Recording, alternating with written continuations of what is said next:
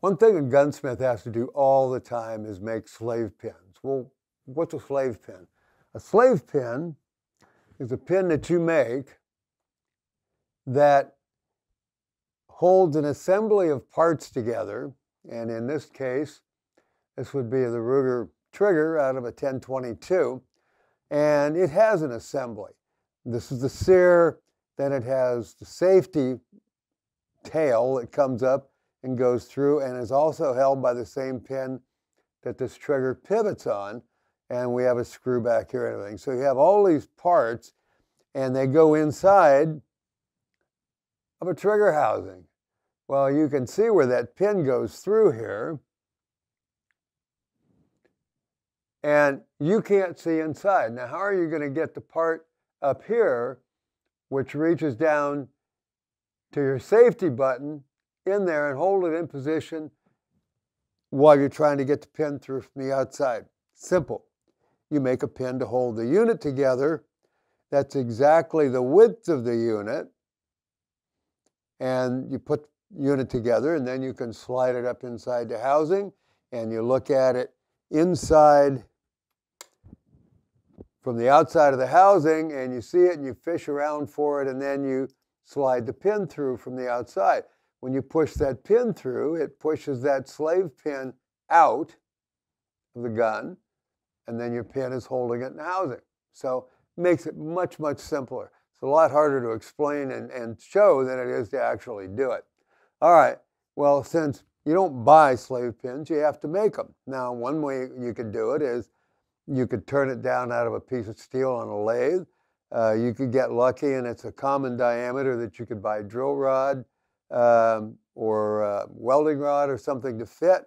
Or in this case, you could just take the regular trigger pin out of a Ruger, of which I have many, and that's what we're going to use. You'll notice I've already polished the end off so that I could make an ink mark around on it where I have to, the length I have to shorten it to. Or you can use these wire gauge drill sets. For example, this one's from Harbor Freight, and they're 0 to 60 gauge, which means you get 60 drills.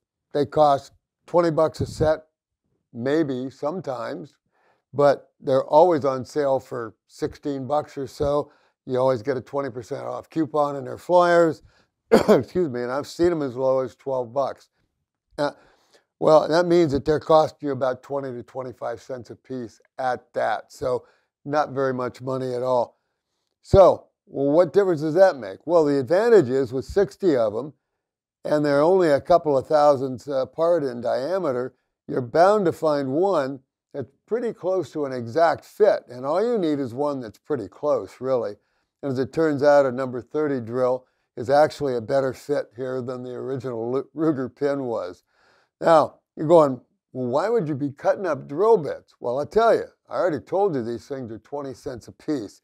Now, besides that, even if I don't wait for them to wear out, I can get one long or a couple of short pins out of here and still have enough shank left to use this as a drill. So what's the worry? I just don't see any reason. To take a whole lot of time and searching around and fooling around for something that costs you 20 cents just doesn't make any sense to me.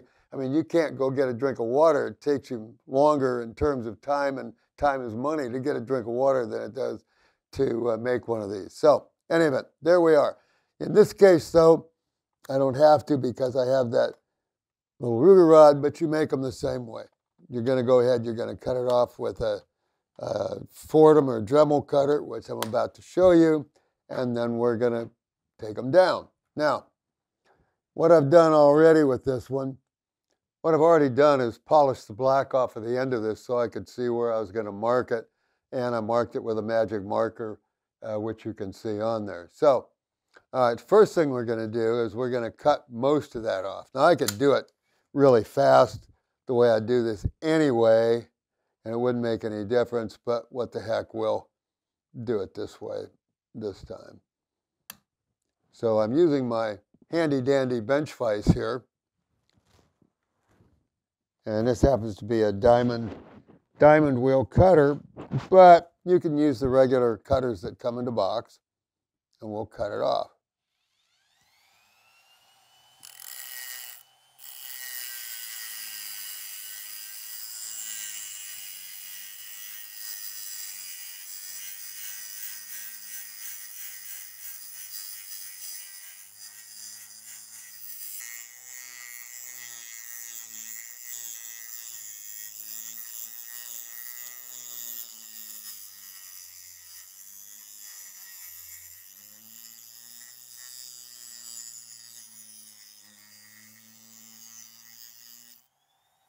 All right.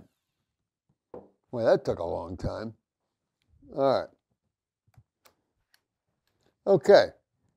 Well, now the question is, how do you get this nice and square and put a smooth, perfect bevel on it? Well, Grasshopper, I'm about to show you. Luckily, it's cooled off enough that I'm not burning the snot out of my fingers, so we'll slide that in the drill here. Tighten it up. Make sure we're running it at the highest speed. And you're going, why would you do that? Well, let me explain a little bit of physics to you. Once this is turning, turn it the other direction. I don't want it to rotate that way. Once this is turning, I don't have to have it exactly perfectly against my sanding belt there. If you're even close, the worst that's going to happen is you'll put a slight point on it, but you'll never even see it. It'll look perfectly flat, and for all intents and purposes it is. So let's go ahead and shorten it first.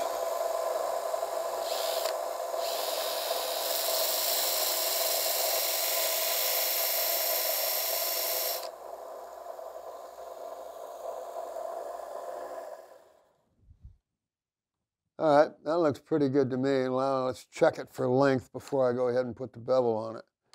You always want to bevel the ends because you want it to be able, even if it's slightly off center, to be able to have that pin find the hole and go through.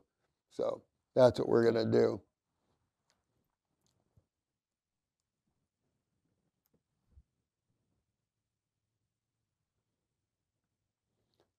That looks about right. I'll take it off a little bit more. But I'm going to take it off just one bump, and then we're going to put that nice bevel on it. And you see how we do that exactly perfectly too. Not surprisingly, it's done exactly the same way.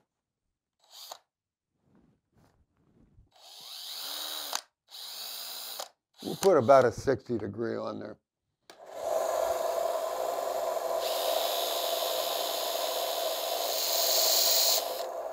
And here we go.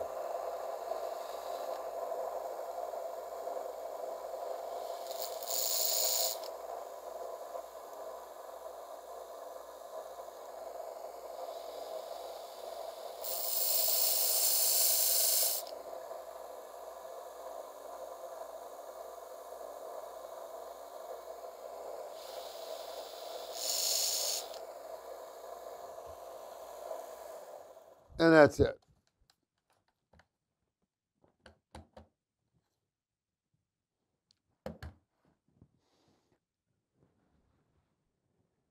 Okay, so you see you have a nice flat end there, it's rounded, and you have the perfect bevel around it.